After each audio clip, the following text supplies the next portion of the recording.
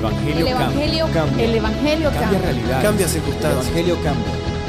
cambia las vidas Para bien. y para siempre. Para siempre. El Evangelio cambia la tristeza, y la convierte en gozo. cambia las Las familias. comunidades. Está cambiando nuestra El nación. Evangelio Que está cambia. cambiando nuestra nación.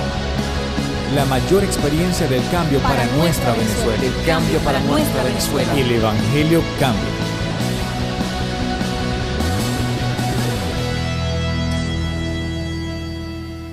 Mi tema en esta noche, todo es por su gracia. Todo es por su gracia. Yo no sé si algunos han o no entendido lo importante de reconocer, no tanto el entendimiento, porque el entendimiento tal vez puede ser un poco confuso, pero reconocer que la gracia de Dios está vigente para este pacto y que es el mejor pacto que puede tener un ser humano para relacionarse con el cielo. Y el peor error que puede cometer un cristiano es hacer la gracia de Dios a un lado para vivir por las obras, que si bien es verdad que no se acomoden a la obra de la ley, no deja de ser ley. Si usted vive por una serie de mandamientos y olvida la gracia de nuestro Señor Jesucristo, usted caerá de la gracia de Él al empezar solamente a vivir por la ley. Yo no digo que no tengamos disciplinas y tengamos formas o maneras de tener ciertas, ¿cómo llamarlo? Ciertas señales o señalizaciones para vivir en la vida.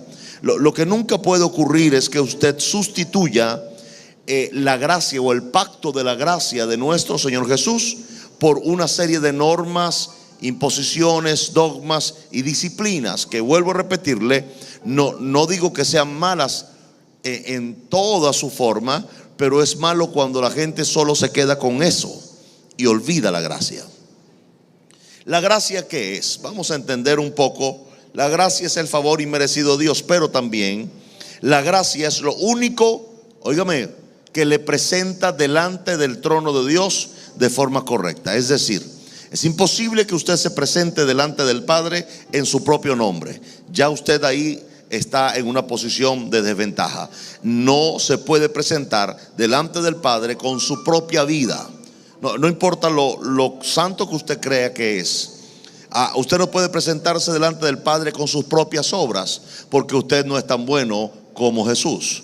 Usted debe entender que para presentarse delante del Padre hay que hacerlo en el nombre de Jesús, con sus obras. Importante. O sea, usted se presenta delante del Padre es con las obras que Jesús hizo, especialmente el sacrificio en la cruz del Calvario, y se presenta con los atributos de Jesús. Eso se llama gracia. Ya no es usted, es Jesús en usted, la esperanza de gloria. Eso nos hace ser responsables ¿con qué? Con Jesús en cuanto a una relación. ¿Cuántos me están entendiendo hoy? Ok, me hace ser responsable con Jesús en cuanto a una relación. Mientras yo más conozca a Jesús, más, y entienda eso que le voy a decir, más conocimiento de la gracia y más habilidad para moverme en ella voy a tener. Es decir, la gracia no es para pecar, usted está equivocado. La gracia es para manifestar habilidades de Dios en mí que yo en otras condiciones no la pudiera tener. Entre los beneficios de la gracia está el perdón de pecados, pero no es todo la gracia. La gente piensa que la gracia solamente es perdón de pecados. No, es parte de su manifestación. Pero la gracia de nuestro Señor Jesús es un trabajo integral hecho por medio de un pacto. Es decir, el Espíritu Santo no puede obrar a todo su esplendor en usted a menos que usted esté en el pacto de la gracia. Lo que habilita al Espíritu Santo para moverse en todas las áreas de su vida se llama la gracia de nuestro Señor Jesucristo. Note bien que antes de que Jesús viene a la tierra, la gente estaba enferma. Y la única cosa sobrenatural que sucedía de vez en cuando era que un ángel descendía en aquel estanque de Betesda y movía el agua, y el primero, habían miles, el primero que tocaba el agua era sano. El segundo que la tocaba ya no era sano. O sea, una vez al año, un enfermo entre miles y miles era sano. Una vez al año, un enfermo. Pero cuando Jesús aparece, cambia todo. Ahora todos los que creen en Él pueden ser sanos de manera inmediata. Y pueden ser millones en un solo año. ¿Alguien entiende lo que estoy diciendo? Se llama gracia. Diga conmigo, se llama gracia. La gracia de nuestro Señor Jesús trabaja en nosotros en todas las áreas. No solo para perdón de pecados. Es una gran equivocación pensar que la gracia solo me sirve para perdón de pecados, porque es mucho más que eso. Primera de Corintios capítulo 15 verso 10 dice: pero por la gracia de Dios soy lo que soy. Ahora note bien que Pablo habla de la gracia en un sentido más amplio. Pablo dice que la gracia ha hecho de él lo que él es hoy. Entonces la gracia en este punto, por la relación y revelación que Pablo tiene de Jesús y de su gracia, claramente testifica que ha habido un trabajo en él profundo, que no solamente se limitó a 20 años atrás a perdonar sus pecados cuando vino Jesús, sino que se ha mantenido estable en el perdón de pecados. Claro que sí, es parte de lo que la gracia hace en su relación con Dios, pero hay un trabajo que la gracia hace por medio del Espíritu Santo, o que el Espíritu Santo hace por medio de la gracia. No sé en qué orden usted quiere ponerlo, pero el orden de los factores aquí sí no altera el producto. Si lo hace el Espíritu Santo por medio de la gracia, o lo hace la gracia por medio del Espíritu Santo, es lo mismo, el resultado es el mismo. Ahora, la gracia, cuando usted empieza a moverse en la gracia, hay un montón de atributos que usted va a manifestar, como la humildad, como la paciencia, como la paz, como la fe. Hay un montón de atributos que son únicos de Jesús, obviamente de Dios, pero están en la persona de Jesús, que usted accede a ellos por medio de la gracia.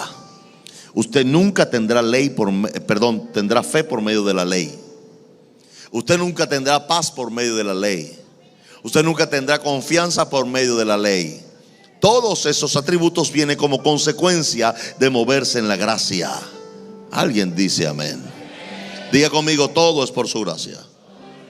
O sea, no importa lo que usted trate de acomodar, y las disciplinas que usted quiera utilizar, úselas. Si usted quiere orar 3 horas de rodillas sobre unas chapitas de refresco, hágalo. O sea, yo no me voy a meter en ese problema, pero le voy a decir algo: sus rodillas van a salir destruidas.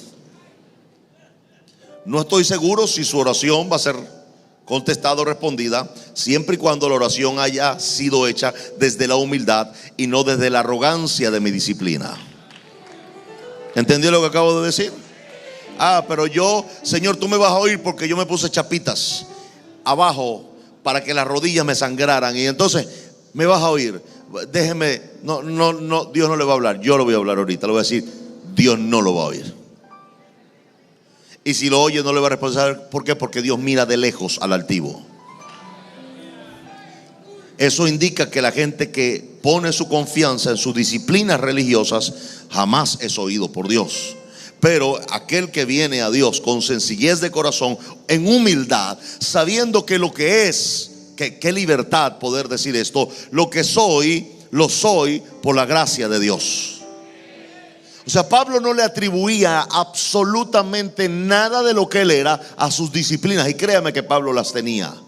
Pablo era un hombre muy disciplinado, pero él no le atribuía ninguno de sus manifestaciones como hombre de Dios y creyente a sus conocimientos, a sus disciplinas o formaciones de la religión judía, sino que él todo lo que era, todo lo que era, se lo atribuía a la gracia de Dios. Usted no ha oído a estos hermanos, no sé, tal vez nunca lo ha oído, espero, que dice: no, es que esto pasó porque es que lloré mucho por eso. ¿No lo he oído? No los he oído diciendo que ellos son unos hombres o mujeres de Dios porque oran tantas horas al día y ayunan tantas veces a la semana. Espero que no los haya oído, porque si los ha oído al mayor y más grande orgulloso y altivo que ha podido conocer como cristiano. Lo peor es que la iglesia los produjo en serie. La iglesia evangélica los produjo en serie, o sea, cantidad. Había una competencia y yo vengo de ahí, por eso yo lo puedo decir con toda moral. Había una competencia de quién hablaba más lengua, quién oraba más horas, quién ayunaba más. Esa competencia no era más que una competencia de orgullo. Se competían en la disciplina. Entonces ya esto no era gracia, esto era una especie de competencia religiosa seca que no iba a llevar a nadie a nada. Ahora, cuando yo me acerco a Jesús, porque Él es la gracia, por eso se llama la gracia de nuestro Señor Jesucristo, porque Él es el propiciador de un nuevo pacto, según Hebreos capítulo 9 y así, perdón, capítulo 7. Y también es verdad que cuando Él hace o practica la Santa Cena con sus discípulos, hace algo, levanta el pan y dice: este es mi cuerpo, pero también levanta la copa y dice: y este es el nuevo pacto en mi sangre. O sea, la firma y el garante de la gracia de Jesús es su sangre. Porque cuando yo recibo a Jesús y creo en su sangre, hay algo poderoso que ocurre cuando yo apelo a la sangre de Jesús. Y es que toda la información genética de una persona está en la sangre. Qué poderoso es esto, porque cuando yo recibo el pacto que es la gracia de nuestro Señor Jesucristo por medio de su sangre, yo recibo una transferencia de genética de Jesús a mí. Por esa razón puedo ser santo, justo, libre, tengo autoridad. ¿Por qué? Porque la información genética de la sangre de Jesús pasó a mí, y no solamente un pacto, sino una capacidad de ser igual que Él. Nunca mayor, pero sí igual. Porque el discípulo nunca será mayor que su maestro, pero tenemos el derecho de querer ser como Jesús. No escucho amenes aquí. O sea, potencialmente usted es lo que Jesús es por medio de su sangre. Salga de la sangre y váyase a su disciplina, y usted es un pedazo de carne mortal, lleno de debilidades, pecados y un montón de lastre y peso que no le van a llevar al cielo nunca. Le tengo que decir eso con calidad de urgencia. Debo decirle que nadie va al cielo por las obras de la ley, porque no es por obra, sino por fe, para que nadie se gloríe. O sea, el Espíritu Santo no quiere que nadie diga: yo soy lo que soy por mí, porque soy un tipo disciplinado, que oro, que ayuno, que hago esto, que hago aquello. No, el cielo quiere que usted reconozca el trabajo de cada uno, el amor del Padre, el sacrificio del Hijo y el trabajo del Espíritu Santo. Y si usted llega a cambiar, como lo va a hacer en el camino, usted va a cambiar no por lo que usted es, sino por el trabajo del Espíritu Santo, que vino como consecuencia del sacrificio de Jesús en la cruz, que vino como consecuencia del amor del Padre al ponerlo en esa cruz. El Padre puso a su Hijo en la cruz.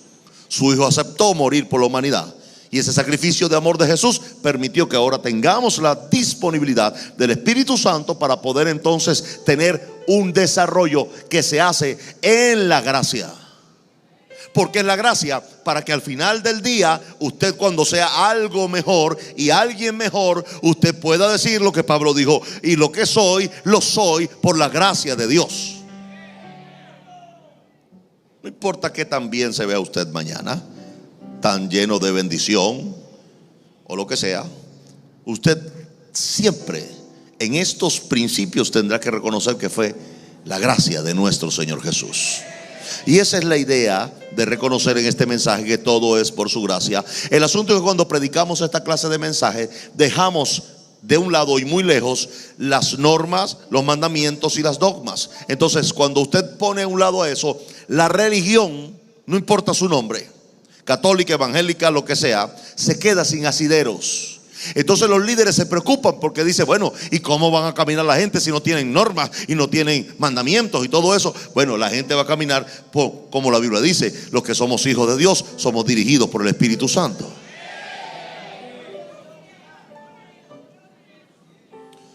¿Usted cree que un mandamiento le va a hacer tener un buen matrimonio? Equivocado. ¿Usted cree que un mandamiento lo va a hacer tener un corazón humilde? Equivocado. Las normas nos ponen un velo y las disciplinas religiosas nos ponen un velo y llegan a aislarnos de la sensibilidad del amor de Dios y de la sabiduría de Dios, y nos quedamos como unos borregos con unos tapaojos que solamente vemos a donde alguien quiere que veamos, y no dejamos de pensar como seres espirituales y como seres pensantes.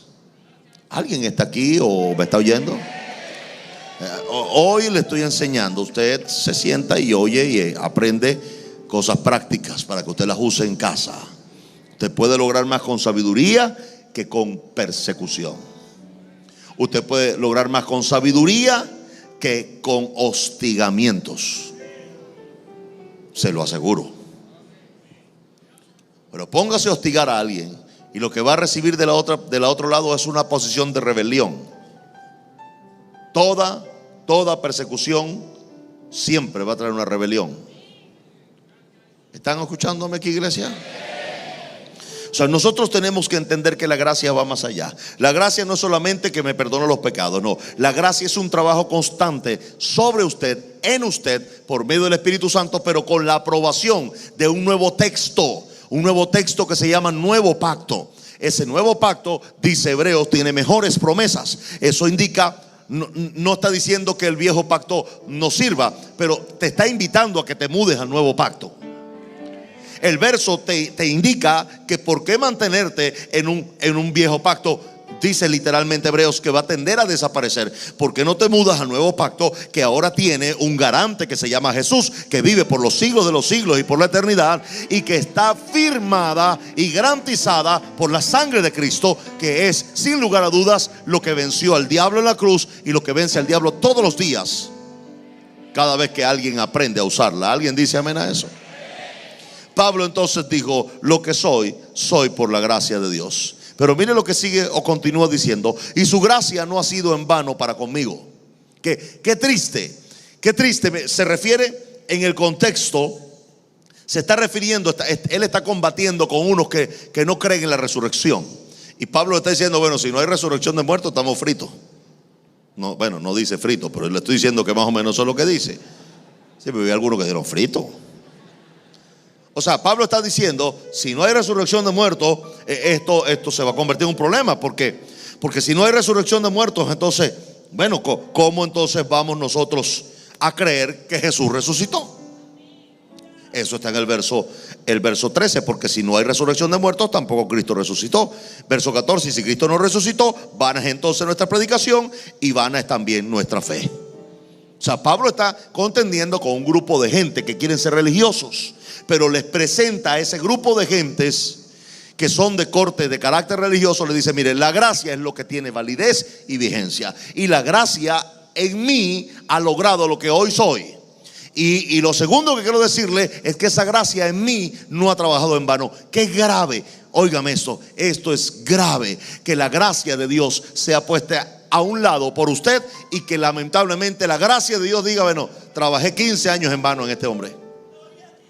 Porque este hombre lo que es puro rajatabla. Entonces, si cree que está bien si oró 5 horas, cree que está bien si ayunó el día, cree que está bien si se vistió de esta manera, cree que está bien si alguien está en el piso tirado porque pecó. O sea, hay gente que se hacen unas camisas de fuerza religiosa. Y déjame decirte algo: si tú optas por vivir así, la gracia es en vano en ti.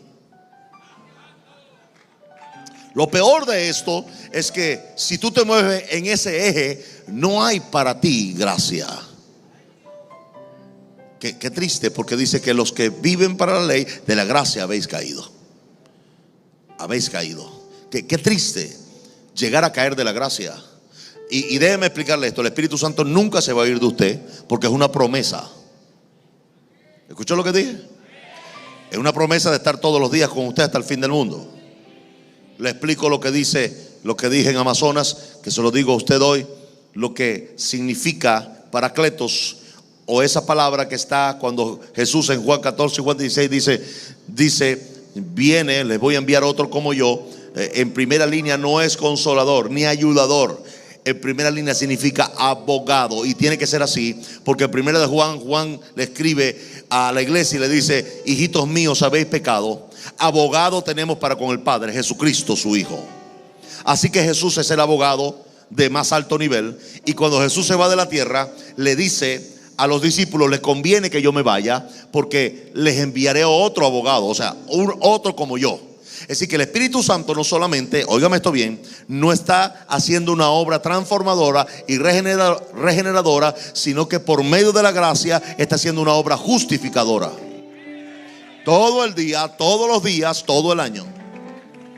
Y cuando usted tiene ese pensamiento podrido, lleno de suciedad en la cabeza, entonces en vez del Padre rechazarlo por su pensamiento, entonces el Espíritu Santo ese día se presenta y dice: él pensó mal, pero se arrepintió. Pero mire las otras cosas que también Él es. O sea, el Espíritu Santo hace que su error se vea pequeño y su justicia grande. ¿Alguien entiende lo que estoy diciendo?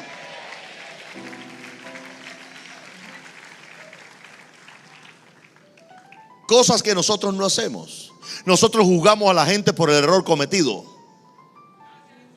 no por la justicia. ¿Cuántos están entendiendo eso? No, tiene que entenderlo bien. Usted tiene un buen muchacho, pero el muchacho no es de sacar 20 y le saca un 0,7. Bueno, palos van, palos vienen, castigo. Usualmente él le trajo antes varios exámenes con buena nota, y usted le dijo: ah, qué bueno, muchacho, así es. Pero el día que le trajo con mala nota, ese fue el día que usted sí le prestó atención. Ese fue el día que lo molió a palos, ese fue el día que lo castigó, ese fue el día que le dijo: mira, muchacho, usted no sirve, ¿cómo va a sacar 7? Bueno, gracias a Dios que el Espíritu Santo no es como nosotros. Usted trae un 0,7 y el Espíritu Santo va, y cuando llega el 0,7 al cielo, enseguida el Espíritu Santo saca un portafolio y saca 20 exámenes con 17 y 18. Y Señor, mira, aquí está 0,7, pero mira, aquí está lengua y literatura 17. Mira, aquí sacó 18. Mira, aquí sacó 19. No juzgue a esta persona por lo que hizo hoy, júzgalo por todas las bondades que ha hecho en el pasado. Eso es la gracia. Y yo le pregunto a usted: ¿quiere que nos vayamos a Ezequiel, que dice que si un justo llegare a pecar, todo el bien que hizo en el pasado no le será contado? Esa es la ley judía. ¿Quiere vivir ahí? Váyase a Ezequiel, viva en Ezequiel, múdese a Israel, póngase un corrito, circuncídese y hágase judío. Pero si usted va a vivir por la gracia de nuestro Señor Jesucristo, no tiene que usar ningún atuendo, y tiene que entender que si usted comete un error hoy, no es por usted. Esa está ahí exactamente para confrontar a los legalistas que vivían en una cúpula de buenas obras. Y entonces Ezequiel o el profeta le dice: ustedes quieren ganarse el cielo haciendo obras. Pues bueno, si cometen un solo error, todo lo que hicieron no sirve. Entonces leemos eso y pensamos que entonces Dios es así. Pero escúcheme, Dios es el mismo ayer y por los siglos, pero el pacto no. Oh, eso sí le reventó la religión en 4. Dios es el mismo ayer y hoy y por los siglos, pero el pacto no es el mismo. Tenemos un nuevo pacto basado en mejores promesas, firmado con la sangre de Cristo y garantizado por el mismo Jesús. Si yo tengo un pacto que lo lideriza, lo garantiza Jesús, quiero conocer a Jesús para poder conocer el pacto que Él garantiza. Y no hacer una cosa tan fea como tratar de vivir en ley y entonces usar la gracia solamente para decir, bueno, para que me perdonen los pecados. No, la gracia no solamente consiste en un perdón de pecado, consiste en una justificación diaria, en una perfección, en una obra perfeccionista o perfeccionadora de la persona en 20, 50 o 100 años, no sé. No corra. tranquilo. Si el Espíritu Santo no lo cambia usted, nadie puede hacerlo. Nadie, olvídelo. Así que las faltas de cambios en la vida son falta, óigame esto, falta de relación con el Espíritu Santo. Usted quiere cambiar rápido, deje de estar oyendo tanta ley y relaciónese con Él. No escucho amenes aquí. Pablo dice, la gracia que en mí ha trabajado, reconoce, vayamos al verso 10, capítulo 15, 1 Corintios, pero por la gracia de Dios soy lo que soy, y su gracia no ha sido en vano para conmigo. No ha sido en vano para conmigo. Indica que la gracia hizo un trabajo en Pablo, y ese trabajo que hizo en Pablo no es en vano. La gracia ha hecho un trabajo en Pablo, y Pablo reconoce que esa gracia no ha sido en vano. O sea que qué glorioso poder reconocer la gracia, poder reconocer los avances de la gracia en usted, pero también reconocer que lo que usted es por la gracia. Es necesario reconocerlo. Cuando usted reconoce que es la gracia, usted sabe que usted no tiene razones para gloriarse. Dice, antes he trabajado más que todos ellos. Antes, póngalo en la pantalla. Bueno, por cierto, uy, qué bien se ve la pantalla, no lo había visto.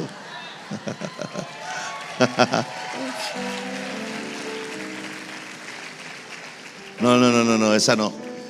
1 Corintios 10, verso 10. Ese.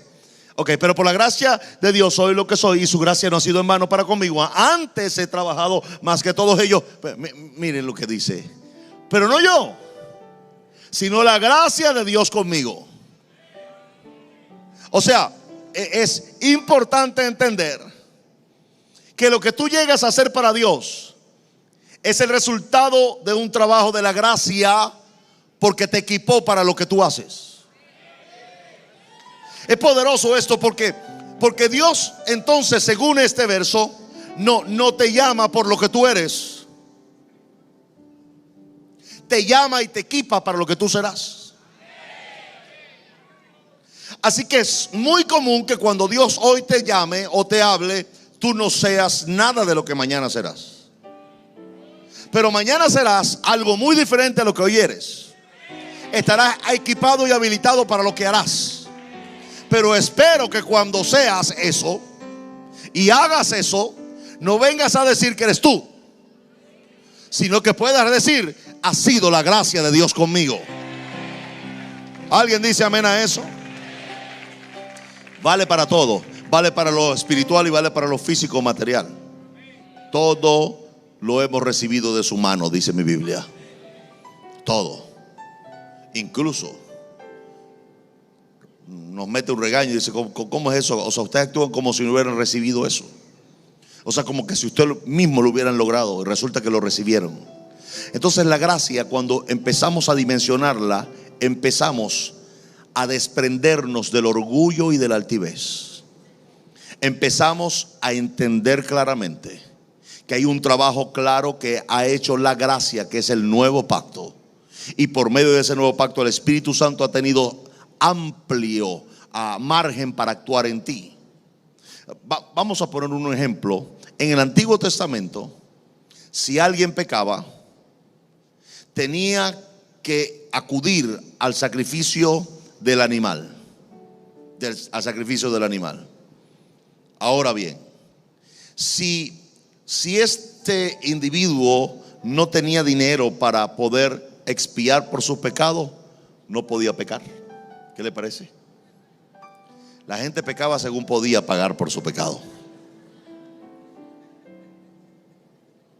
Los que más tenían dinero podían pecar más, porque podían llevar más animales al sacrificio.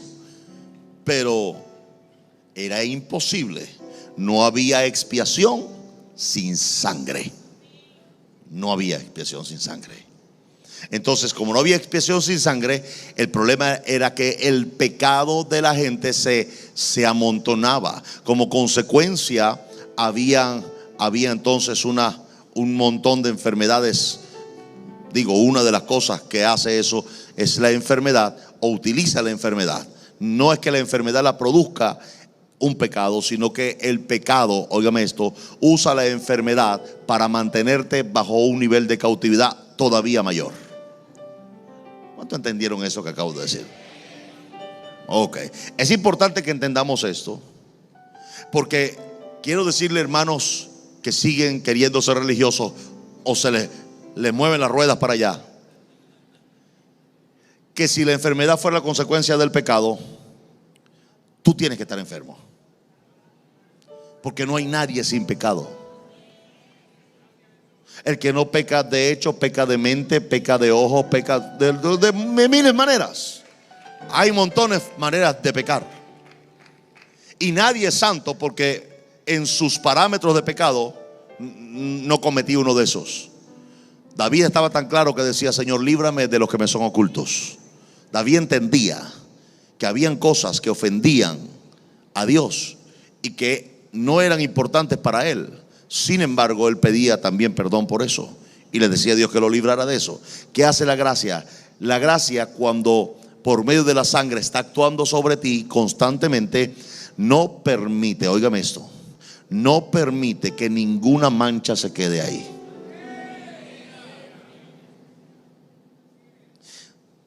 Tú te arrepentiste de este pecado, pero ¿y los otros 4 que tú no te acuerdas?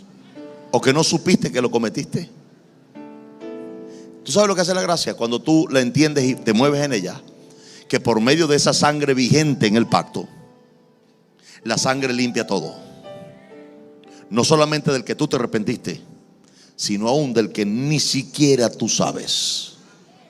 Te limpia. Porque eso es lo que se llama justificación y santificación delante de Dios. Cuando usted no entiende esto, tiene que recurrir a lo religioso. Ok, critiquemos a los católicos y digamos: no creo que cuando uno peca va y se confiesa y le tiran a uno 2 Padre Nuestro, 3 Ave María y préndale 2 velas a la Virgen de no sé qué. Y váyase que usted está libre de pecado. Usted dice: qué tontería, ¿verdad? Ay, oscura, lo que sea que usted diga. Pero ¿qué de usted? Cuando usted peca, voy a ayunar, voy a orar, voy a leer la Biblia 20 capítulos.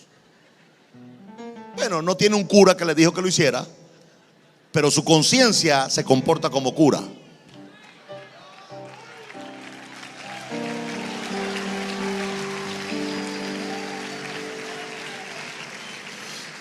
Usted viene y se acerca confiadamente al trono de ¿qué?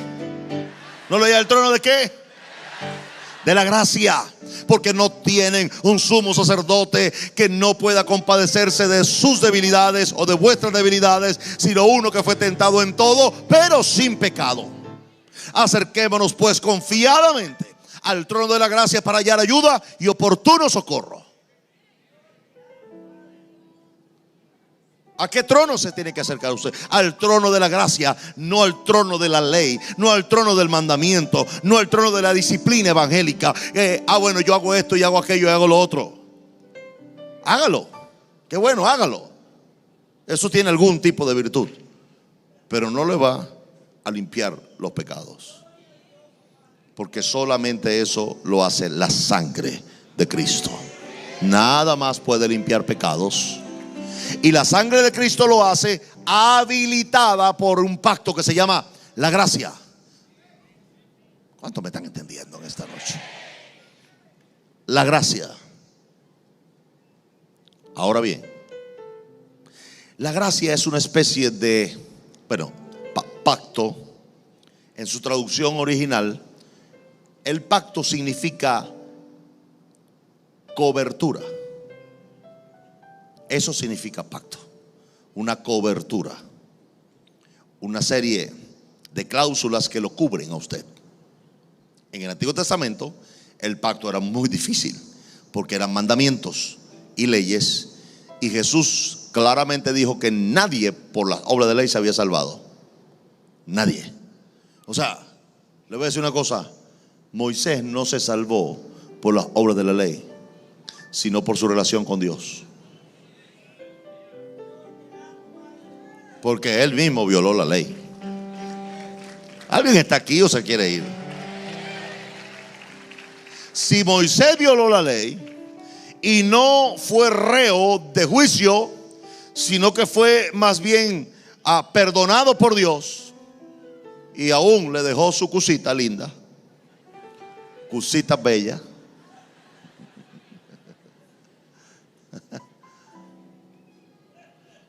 ¿por qué Dios hace eso? ¿Por qué en Levítico dice no te casarás con mujer extranjera? Punto. Después viene una ley peor todavía, que cuando una mujer se casaba extranjera con el marido y tenían hijos, pues ¿sabe lo que tenían que hacer? Bueno, el hombre tenía que hacer una serie de ceremonias, pero la mujer era la que sufría más. Tenía que ser despedida, ¿cómo se llama eso? Repatriada, enviada a su país con sus muchachos, botada. O sea, no podía quedarse con el hombre, ni el hombre con la mujer. Nada, váyase para su país. Usted no es de aquí. Y el hombre era inmundo por no sé por cuánto tiempo. Tenía que hacerse varios lavados.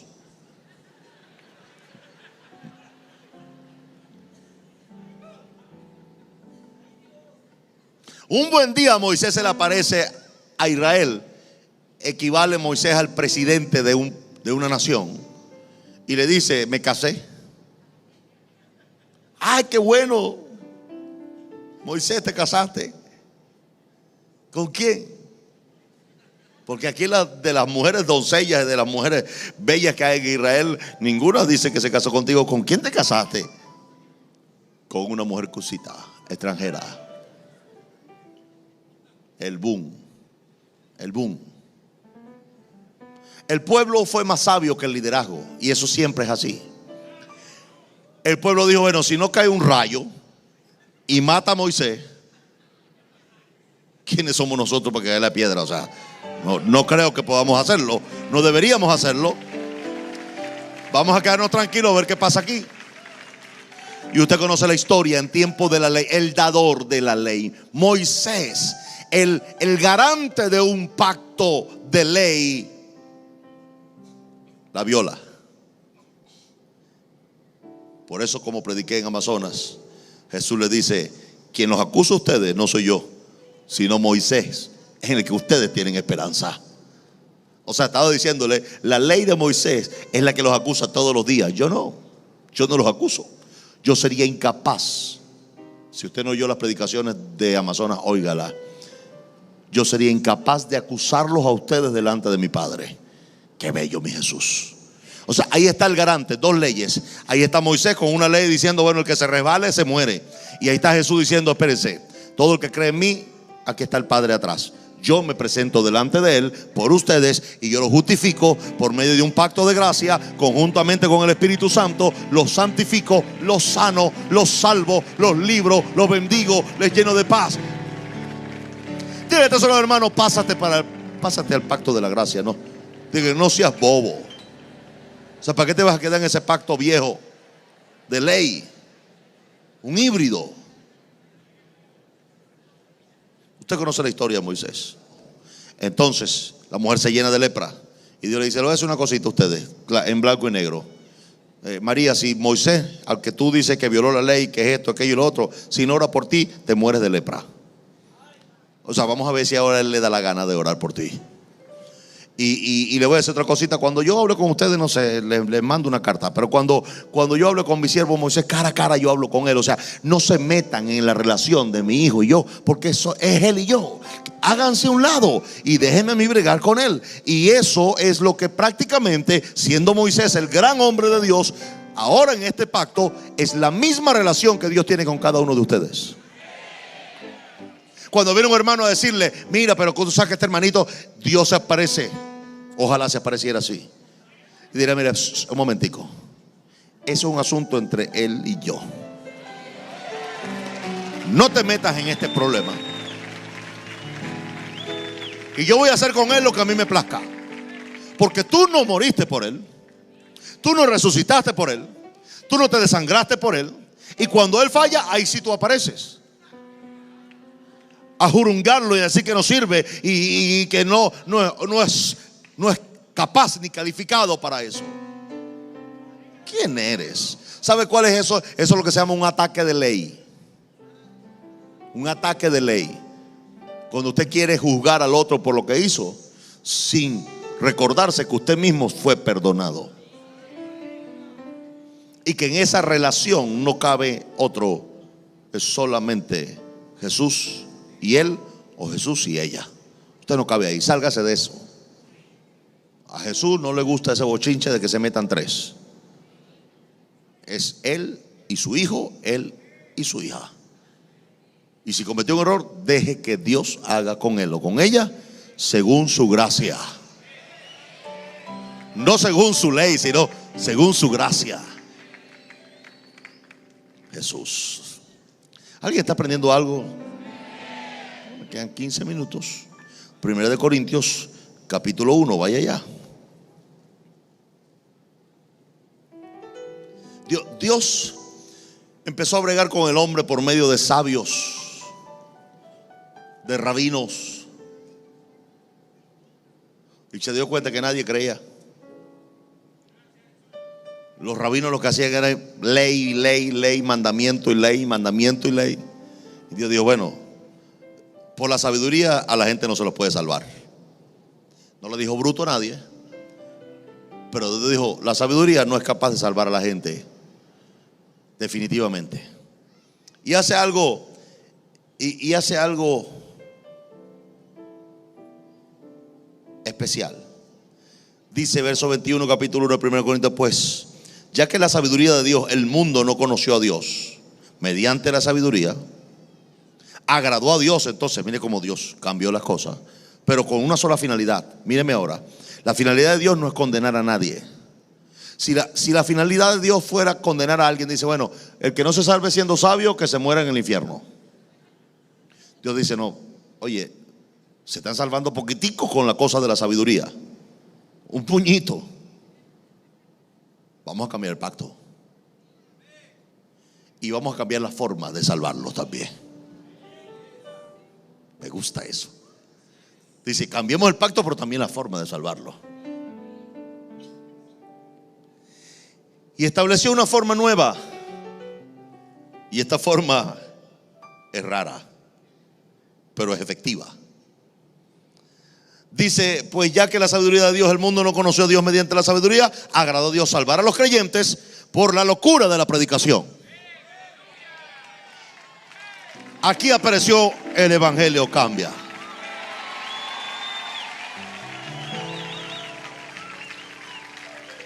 Como consecuencia, el Evangelio Cambia no puede establecerse, ni desarrollarse, ni crecer en parámetros de ley o de legalismo.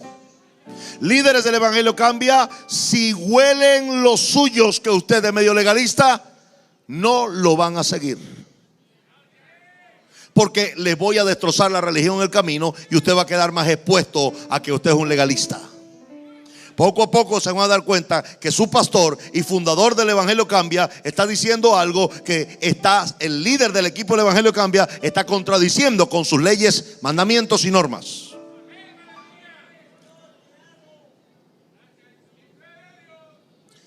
Tenemos que cuidarnos de no establecer una nueva serie de normas y de mandamientos.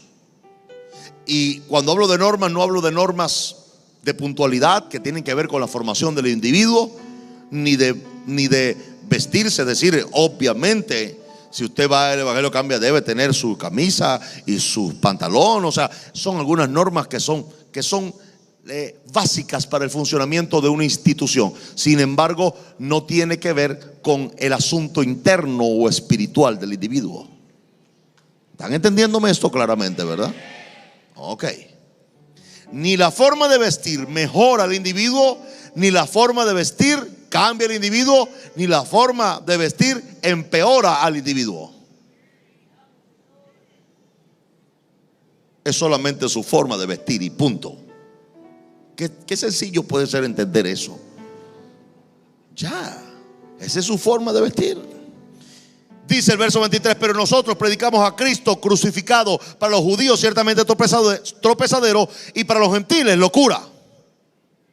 Mas para los llamados, no importa de dónde vengan, sean judíos o griegos, Cristo es poder de Dios y sabiduría de Dios. Entonces, todo regresa a Cristo y su pacto de gracia.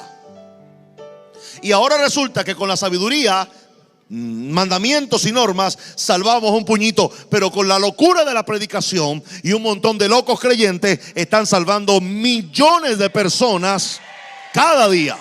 ¿Alguien dice amén a eso? Entonces aquí viene. Si es un nuevo pacto, el antiguo pacto se basaba en obras. Por tanto, los que podían oficiar sacerdotalmente algo o podían comunicar algún mensaje eran los más notables y sobresalientes individuos de la sociedad, los mejores preparados, los de mejor nombre. Por eso se dividió en tres grandes sectas: los escribas, los saduceos y los fariseos. Esa era una cúpula que manejaban y manipulaban a todos los demás que no tenían ¿cómo llamarlo? Ese pedigrí, ese apellido, ese linaje que venía de generación en generación, con dinero, con formación, con una clase de vida mejor que la demás, etcétera. Esa cúpula de estas tres sectas, fariseos, saduceos y escribas, eran lo que entonces nadie podía hacer una interpretación de ley si no era escriba. Entonces finalmente el escriba decía, bueno, esto significa esto, punto, eso es lo que significa, se acabó. Y usted decía, oye, pero ¿será que significa eso? Sí, eso es. ¿Por qué? Porque lo dijo un escriba. Ah, bueno, no puedo hacer nada. Eso es. Se creó una gran estructura de manipulación masiva. Así que Jesús viene y dice, vamos a simplificar esto. Quien no cree en mí no tiene vida eterna, ni vida de nada. No tiene vida. Punto. Y si van a vivir bajo el pacto de la gracia, que va a ser en mi sangre y que tiene mejores promesas. Les conveniente a ustedes que así sea. Y en el Antiguo Testamento se escogían a los que podían hablar del mensaje de Dios a los mejores de la sociedad, y se convirtió en una secta. Pues yo les digo ahora algo nuevo. Verso 25, porque lo insensato de Dios es más sabio que los hombres, y lo débil de Dios es más fuerte que los hombres. Y aquí está ya Dios haciendo un cambio total, absoluto, un 180 grados absoluto. Iba para acá, ahora va para allá. Ahora, antes se escogían a la gente por lo bueno, por lo hábil, por lo digno, por lo preparado. Pero yo les digo que lo insensato de Dios es más sabio que lo sabio de los hombres, y lo débil de Dios es más fuerte que lo débil de Dios. Perdón, lo fuerte de los hombres es lo débil de Dios. Pues mirad, hermanos, vuestra vocación. Aquí viene, hermanos. ¿Quieren oír este verso? Para que se vayan a su casa. Ok, pues déjenme decirle, pues mirad, hermanos, vuestra vocación. Que no sois muchos sabios según la carne, ni muchos poderosos, ni muchos nobles. Este mensaje no sería para el príncipe de Asturias, ni para la princesa de Mónaco. Este es un mensaje para los comunes, para los que no es sobresaliente, para los que no tiene mucho brillo propio. En el Antiguo Testamento todo el mundo era escogido por lo que era. Pero aquí cambió la hoja para escoger a la gente, y empieza Dios a decir entonces que lo necio del mundo, oh Señor, lo necio del mundo, Dios va a escoger a alguien y Dios se para con sus ángeles y dice, no, búsquenme los más necios. Señor, ¿por qué no buscamos los más sabios? No, peligrosísimo. Se convierten en manipuladores de oficio. Ellos piensan que como son sabios van a manipularme a mí y a la gente. No. Quiero necios. Quiero gente que no sepan nada.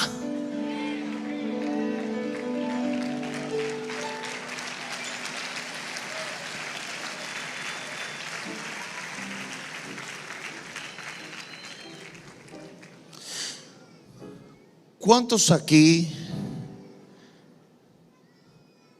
creyeron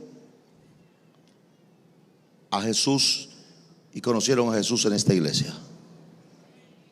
Ok. Porque tengo ahí una jovencita. Una pregunta. Usted no la ve. O si quieren, enfóquenla ahora que tenemos una buena pantalla, para que le lean los labios, porque estoy seguro de lo que le voy a preguntar. ¿Conoce las 26 doctrinas de la iglesia cristiana? Ok, otra pregunta. ¿Conoces a Jesús? ¿Qué me interesa a mí que ella conozca las 26 doctrinas?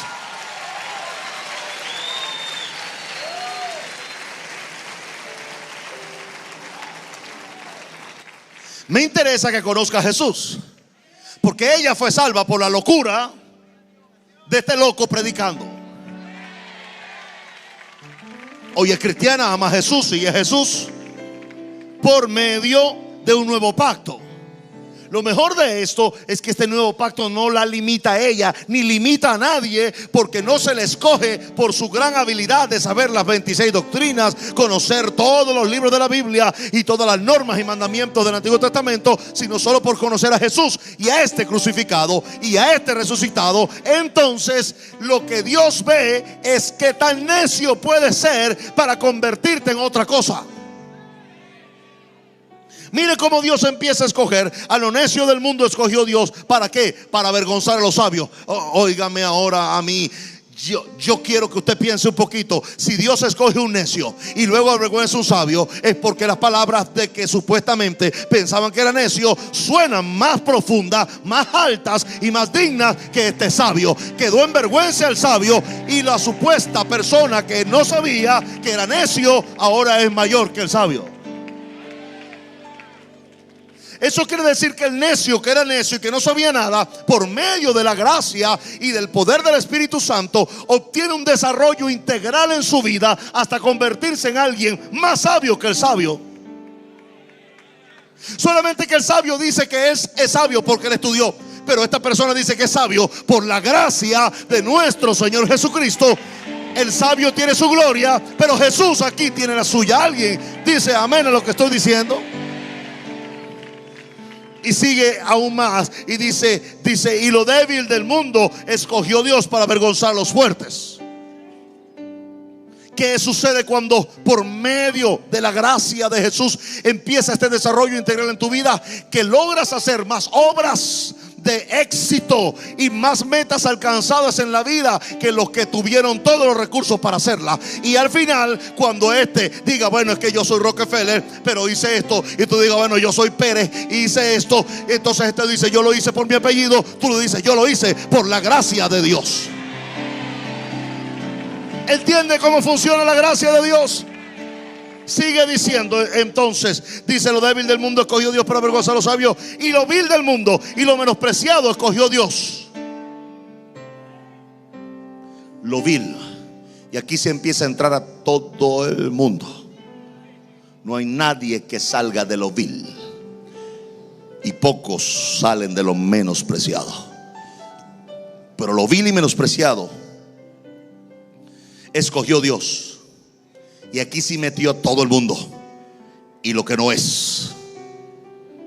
Lo que no es. No importa lo que tú no seas hoy, lo serás mañana. Alguien oyó lo que acabo de decir. No importa lo que tú seas hoy. Pastor, pero usted no sabe. Yo hoy soy esto. No me importa lo que hoy seas, porque Dios te escoge lo que no es hoy para hacerlo ser mañana. ¿Y para qué lo escoge? Para deshacer lo que es. Otra traducción dice lo que se cree que es. O sea, Dios escoge a alguien que no es para destruir a los que se cree que son. Aleluya. Así que, ¿qué hace la gracia? La gracia en todo quiere bendecirte, quiere ayudarte, quiere mejorarte, quiere exaltarte. ¿Qué sentido tiene permanecer en la ley? si la gracia es el lugar que Jesús preparó para mí? Lo que quiero, amado y amada del Señor Jesús, es que usted esta noche se cambie de pacto. Se cambie de pacto. Y usted venga al pacto, al nuevo pacto, en mi sangre, como dijo Jesús, en la sangre de Jesús. Y que usted empiece a devengar y a recibir mejores promesas para usted, para sus hijos, nietos, bisnietos, tataranietos y próximas generaciones. ¿Para qué Dios escoge lo débil? ¿Para qué Dios escoge lo vil? ¿Para qué Dios escoge lo menospreciado? ¿Para qué Dios escoge lo que no es? Verso 29, a fin de que nadie se jacte en su presencia. El original dice, a fin de que nadie se vanagloríe en su presencia. Y diga, yo lo logré porque yo soy esto, o porque yo hice esto, porque yo... No, en la presencia de Dios nadie se jacta. Todos reconocen que Jesús es el Señor, para gloria del Dios Padre. Todos reconocen que lo que soy, lo soy por la gracia de Dios. Y la gracia de Dios no ha sido en vano para conmigo. Aún más, la gracia de Dios trabaja conmigo. Qué gran aliado. O sea, yo tengo un pacto trabajando conmigo. Qué poderosa esa declaración de Pablo. Yo trabajo con la gracia, o la gracia trabaja conmigo. No sé, los dos trabajamos juntos en este servicio a Jesús. Entonces, deje de condenar, deje de acusar a gente y a usted, y empiece a servir a Jesús de todo corazón. ¿Oyó lo que dije? Dice, mas por Él estáis vosotros en Cristo Jesús, el cual nos ha sido hecho por Dios sabiduría. Mire lo que Jesús es: sabiduría, justificación, santificación y redención. Todo lo que la gente no pudo lograr nunca en el Antiguo Testamento, ni la gente puede lograrlo hoy por la ley, se logra solo en Jesús. Se logra entonces sabiduría, justificación, santificación y redención. Verso 31, para que, como está escrito, el que se gloría, gloríese en el Señor. Eso es la gracia, Señor. El Evangelio cambia. El Evangelio Cambia realidades. Cambia circunstancias. El Evangelio cambia. cambia las vidas para bien y para siempre. para siempre. El Evangelio cambia la tristeza y la convierte en gozo. Cambia las familias. comunidades. Está cambiando nuestra nación. El Evangelio Está cambiando nuestra nación. La mayor experiencia del cambio para nuestra Venezuela. El cambio para nuestra Venezuela. El Evangelio cambia.